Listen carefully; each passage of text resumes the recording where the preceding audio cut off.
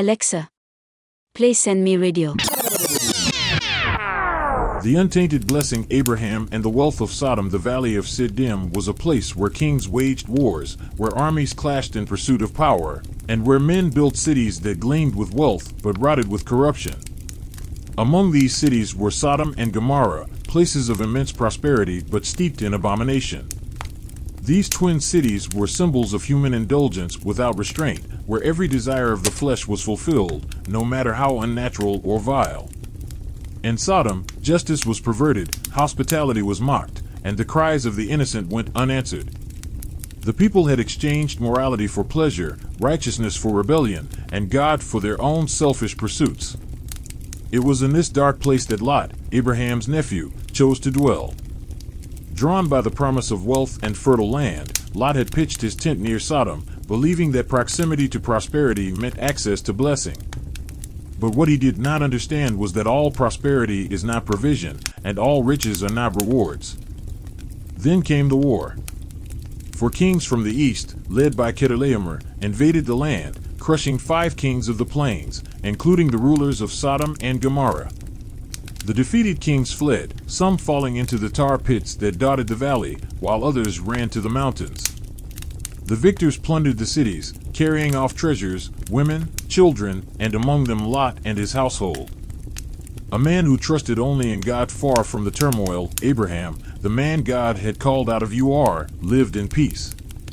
He had no fortified city, no kingdom to rule, and yet he lacked nothing. His wealth came not from kings or commerce, but from the covenant God had made with him. When he received word that Lot had been captured, he did not hesitate. With only 318 trained men from his household, Abraham pursued the enemy kings northward. He divided his forces at night, using strategy and the element of surprise. Victory was swift and complete. The mighty kings of the east were routed, and all the captives and stolen goods were recovered. As Abraham returned, the king of Sodom met him in the valley of Shave. The city had been reclaimed, but its people remained unchanged. Sodom had not learned its lesson, and its wickedness would soon bring divine judgment. The king of Sodom, grateful yet self-serving, approached Abraham with an offer: "Give me the people and keep the wealth for yourself." It was a tempting proposition. The wealth of Sodom was great: gold, silver, livestock, and treasures beyond measure. By all rights of war, Abraham could have taken it. No one would have questioned him. After all, he had risked everything to rescue the people. But Abraham, a man who walked not by sight but by faith, lifted his eyes to heaven.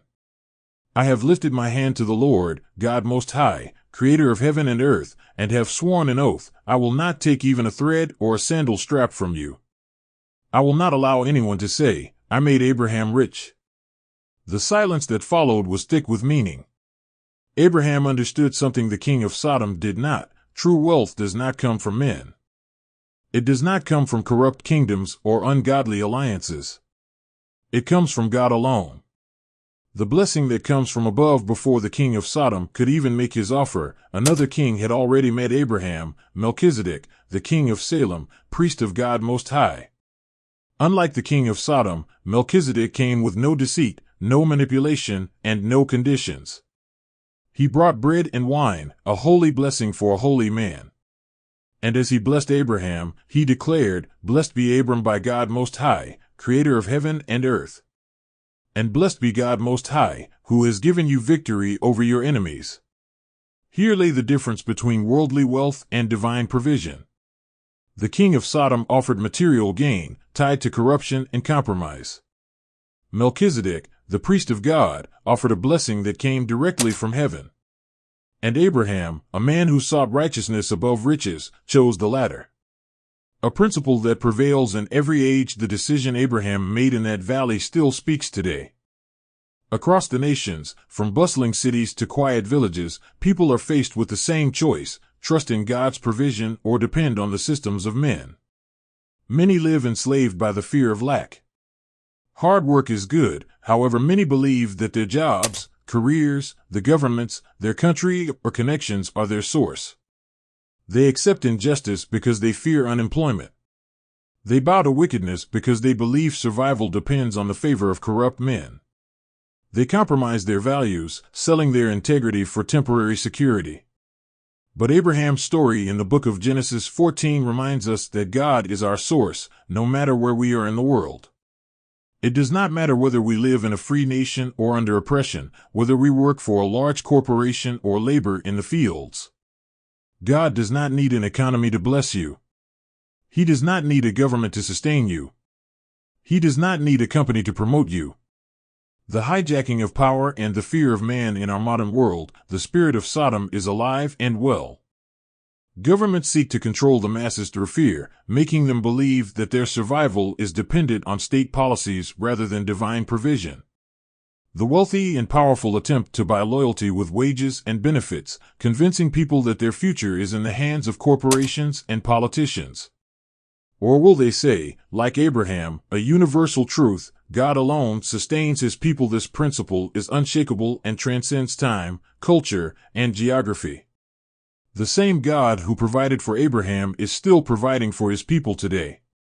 The same God who sustained Elijah in a drought by commanding ravens to feed him is still sending provision where it seems impossible. The same God who fed Israel with manna from heaven, Exodus 16 verse 4, is still sustaining those who trust in him. If you are in a nation where governments oppress and control, remember God is still in control. If you are in a job where your employer holds your future over your head, know that God is your provider. If you are struggling in an economy that is failing, know that God's resources are unlimited. Choose the right source. Abraham's choice was simple: wealth from Sodom or a blessing from God. He chose God, and because of that, his name is still remembered with honor, while the king of Sodom perished in fire and judgment. What will you choose? Will you compromise for financial security, or will you trust in God's unfailing provision? Will you allow men to dictate your future, or will you boldly declare, like Abraham, my source is God alone? Let the world scramble for riches tied to corruption, but let God's people remember this eternal truth. The blessing of the Lord makes one rich, and he adds no sorrow to it. No government, no employer, no corrupt system can override the hand of El Shaddai, the all-sufficient one. Trust in him, and you will never lack. Follow SendMe Radio on social media for more awesome Bible stories. Join SendMe Radio every morning with Pastor Chidi Akari for Mountaintop Prayer 6 a.m. Eastern. Or listen in on our website www.sendmeradio.